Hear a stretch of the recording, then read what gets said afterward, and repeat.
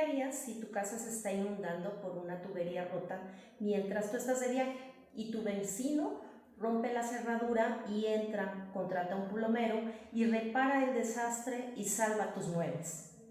Y cuando tú regresas, ese vecino te entrega una factura con los gastos. ¿Le pagarías o lo demandarías por invasión a la propiedad privada? Hoy quiero compartir contigo el tema de gestión de negocios. ¿Y qué es la gestión de negocios? Bueno, en el mundo del derecho civil existen fuentes que nos amarran legalmente a cumplir algo. Todos conocemos los contratos. Tú firmas, tú te obligas.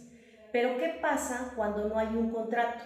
Cuando no hay una firma y aún así la ley te obliga a pagar o a responder.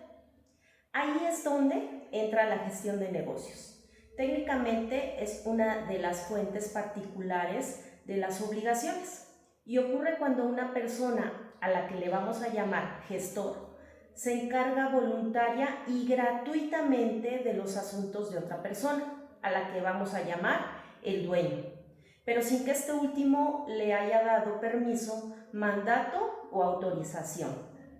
En pocas palabras, es la persona que nadie le pidió que se metiera, pero lo hizo por ayudar. Para que exista una gestión de negocios legalmente se necesitan 3 características. Fundamentalmente, la doctrina civil nos marca 1, que la intromisión debe de ser voluntaria y espontánea, es decir, nadie obliga al gestor ni el dueño lo contrató. 2, debe de hacerse en beneficio del dueño. No es para que el gestor gane dinero o especule de forma egoísta, es para evitarle un daño o una pérdida al dueño. Y 3, la falta del consentimiento del dueño. ¿Qué quiere decir? Que el dueño ignora lo que está pasando o que está impedido para actuar en ese preciso momento. Para explicarme mejor, imagina que eres el dueño de una empresa comercializadora de frutas y verduras y tienes un lote de mercancía premium altamente perecedero, valuado tal vez en $500,000 de pesos. Y lista una bodega que alquilas y de repente en esas mismas fechas azota una tormenta muy fuerte. El techo de la bodega empieza a colapsar y el agua amenaza con afectar toda tu inversión. Y tú estás incomunicado, estás en un vuelo o tu celular está sin batería en la carretera o se te descompuso. No hay una forma de comunicarse contigo.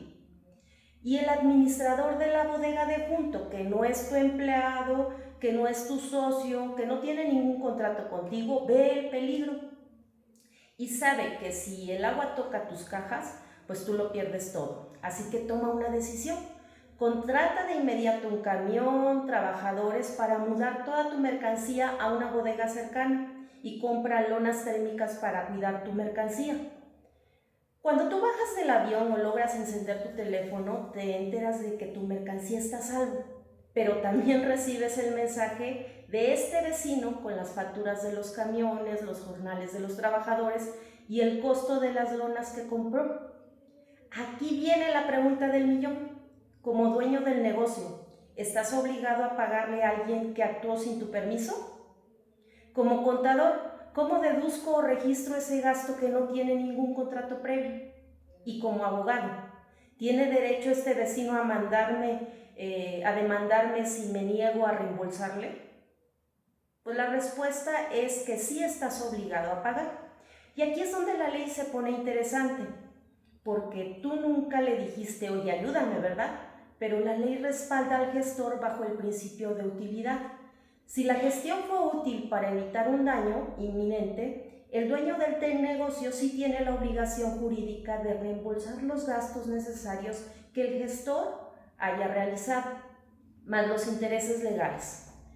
Pero ojo, esto no es un cheque en blanco para que cualquier cosa o cualquier persona se meta en tus finanzas. El derecho es perfectamente simétrico y equilibrado en una balanza. Así como el dueño tiene obligaciones, el gestor asume la responsabilidad civil, pues muy enorme.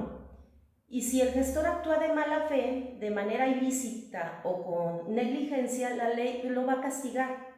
Por ejemplo, si en el caso de las frutas y verduras el vecino, en lugar de mudarlas a una bodega segura, las llega a mandar a un terreno abierto donde se terminan robando la mitad de esas cajas, pues el gestor comete un hecho ilícito y tiene la obligación de indemnizar al dueño por los daños y perjuicios causados. La ley le exige al gestor actuar con la misma diligencia que pondría en sus propios negocios. Desde la perspectiva contable y fiscal, esto se vuelve un tema de ratificación, ya que si el dueño regresa y ve su mercancía y ésta está a salvo y él dice, qué maravilla, te firmo el reembolso y valido tus acciones, en ese preciso momento, por arte de magia, la gestión de negocios se convierte en un contrato de mandato. La ratificación opera retroactivamente. Es como si el contrato hubiera existido desde el primer minuto en lo que se regularizan, pues ahí ya puedes regularizar facturas, tus gastos operacionales, cuadrar tu contabilidad perfectamente, porque ya existe, se ratifica un contrato. Ahora bien, analicemos la otra cara de la moneda. Imaginemos qué pasa si te ayudan, pero en realidad te están perjudicando o yendo en contra de tu voluntad expresa. Volvamos al ejemplo. Digamos que antes de irte de viaje tú le dejas una nota muy clara al vecino. Sé que va a llover, pero no muevas mis frutas y verduras porque prefiero que se pierdan a pagar fletes caros, ya que tengo un seguro de cobertura total que me pagará el doble. Ahora bien, si el vecino leyendo esa nota la ignora y realiza una mudanza argumentando que te va a ayudar, eso no es gestión de negocios legítima, eso es una intromisión ilícita. En ese caso, el gestor pierde el derecho a que le reembolsen los gastos. O peor aún, si las frutas y verduras sufren el más mínimo rasguño durante el traslado, pues el gestor responde por los daños, incluso si ocurrieron por caso fortuito. La ley no premia la necedad ni la violación de la voluntad ajena. Como estrategias de negocios, la lección es súper importante en las operaciones diarias y en la vida diaria. Hay una línea muy corta entre ser un héroe o un demandado por daños y perjuicios. Depende de dos factores: la utilidad real de la acción y el respeto a la legalidad. En conclusión, en el mundo de los negocios o la vida en lo particular es importante entender cómo operan las leyes que protegen nuestro patrimonio. La gestión de negocios existe porque el derecho no puede ser frío. Se tiene que entender que las emergencias ocurren y que los empresarios o las personas o dueños de empresas no siempre pueden estar en dos lugares a la vez y que la solidaridad económica pues debe de ser protegida.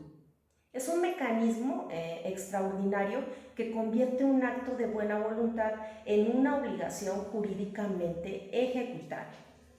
Y ahora sí, la próxima vez que veas un riesgo en el negocio de un colega o te encuentres en la posición de tener que actuar para salvar los activos de un tercero, recuerda, la ley te cuida la espalda, pero si actúas con diligencia, pero te pasará la factura si actúas con imprudencia. Soy Aisa Camacho y espero esta información te sea de utilidad. Chao.